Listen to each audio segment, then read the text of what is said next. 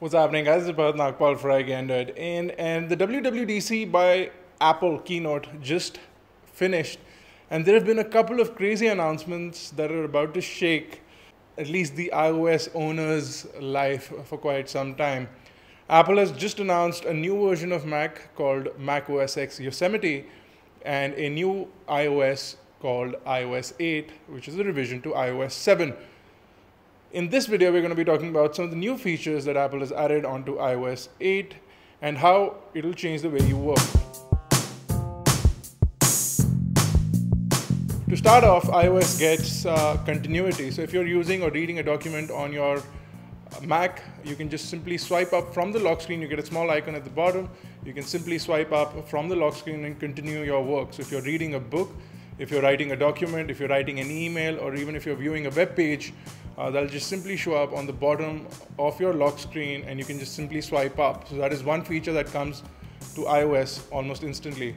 What also happens is AirDrop is now enabled between iOS devices and Mac devices, so you can share photos and videos.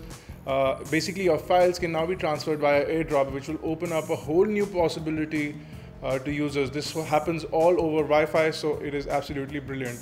You can also now pair with your iOS devices. So if you're on an iPad, you can pair with another iPhone without having to type in passwords for portable hotspots. So the iPhone will automatically create a hotspot and pair with your iPad automatically without you needing to enter a passcode for your own devices. You can create a passcode for other devices, but for your own devices, you don't need to create a passcode anymore. One of the most interesting changes to iOS has to be the new keyboard. Now the new keyboard will allow QuickType. QuickType is something that we've seen in SwiftKey in the past.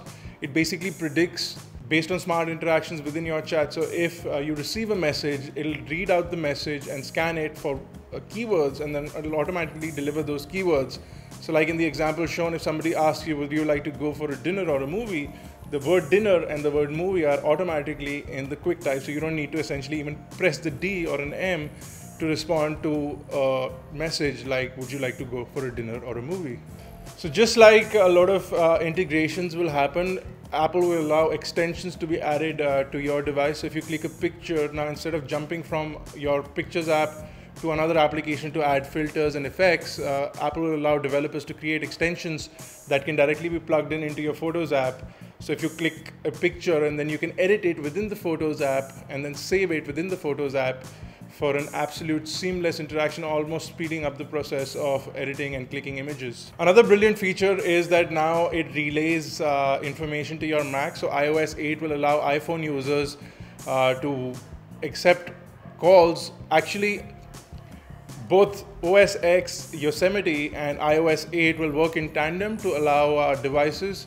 So basically your MacBook can now receive phone calls using your iPhone, and you can make phone calls using your iPhone from your Mac. So a basic problem faced by a lot of people is that if you use a Mac and if you use an iPhone and if you get a phone call or if you get a text message, you can't read that on your Mac screen. So you have to switch from your Mac screen to your iPhone. That has now been removed.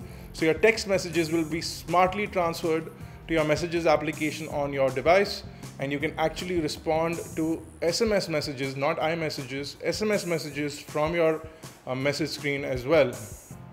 Messages has also been enhanced quite a lot. Apple has added group messaging that can be controlled, so you can leave a group whenever you want to. You can add it to a do not disturb list, and you can also moderate your own groups. But apart from that, in messaging, you have now voice chats that you can send almost instantly. So there's a voice chat button, almost like WhatsApp, and you can also send quick video chats and image chats like Snapchat. So basically, Apple has taken third-party applications and integrated into iMessage, which will be a really unique feature for somebody who uses iMessage a lot. And a lot of iPhone users will start to switch from WhatsApp to basically messages unless they're interacting with non-iOS users. Funnily enough, now notifications are interactive. So if you get a message, you can reply to it by just tapping on the notification. This is something that we've seen on many devices in the past. A lot of jailbreak hacks had this, but now with the new iOS, you can simply tap on the notification. You can accept calendar entries, you can reply to messages, basically interact with your notifications directly from the top screen, including comment or like Facebook updates, which is absolutely fantastic. Apple has also added new features to Siri. So you can now integrate your home systems with Siri. With something called HomeKit, Apple will allow all the home automation developers to make a common system for controlling all the home automation devices. And with Siri, a simple thing like saying a time to go to sleep will lock all your doors, will dim all your lights, and basically ready you or ready your house for sleep or for sleep time. So that is an integration that we've been waiting to see. It's basically a step into the future, a step into basically what we see in movies happening in real life situations, where you can just simply talk to your phone, tell it to control everything around you. HealthKit is like HomeKit. It will store all your health data in one common place. So if you have a lot of health applications and a lot of health apparatus, including blood pressure monitors, heart rate monitors, fitness bands, Fitbit or a Nike Fuel Band, all that information will be put in one common application called HealthKit. And this HealthKit will then be available to third-party developers. Like the easiest example given was Nike was going to use this data to integrate with your fitness regime. So all of this will now combine within one single system called HealthKit. Finally, Apple has allowed Touch ID for in-app purchases. So if you're keen to buying in-app purchases, you can do that now with your thumbprint. This has been opened up for in-app purchases only and not for other third-party applications. Hopefully we'll see that in the near future, but right now it remains for in-app purchases. I've said that 4 times. You also get a new 3D engine, which basically lowers down the OpenGL rate. It's called Metal. This new 3D engine, Metal, will improve the kind of 3D graphics that can be delivered from an iOS device, especially on an iPad. The demo they showed was by Epic Games founder, who also showed off a Zen Garden application where you can create butterflies, about 3,600 live butterflies with this engine without any lag, which is absolutely brilliant.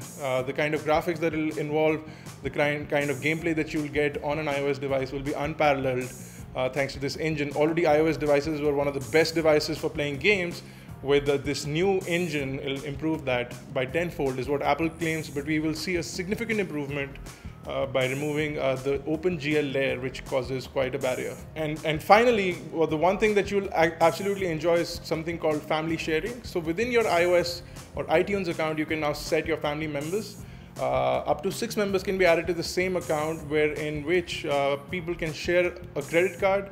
So basically, if you are a father and you have a child who uses an iOS device and wants to buy something on the App Store, he can simply request you to buy the application, and you can review that request on your phone and whether or not you would like to approve that. This is a feature that's been added, so new levels of family sharing. You of course have a lot of new features that have been added which I've not talked about, but these are some of the key elements. Other features include iCloud Drive. You also get a mail drop in the new mail system, which if you're sending large attachments, usually they bounce back saying that the mail server on the other end does not allow you to receive it. So for example, on Gmail, a 10 megabyte attachment is the maximum that you can send. What Apple will do is, if you have a 1 gigabyte attachment, it'll upload your attachment to its iCloud server and send a link to the mail recipient on the other end. Unless the other person is also using a new Mac with Yosemite or iOS 8 on it, then they get it just as a regular attachment. So brilliant new features in iOS 8. What do you guys think? Let us know with your comments in the comment section below, and I'll see you guys in the next one.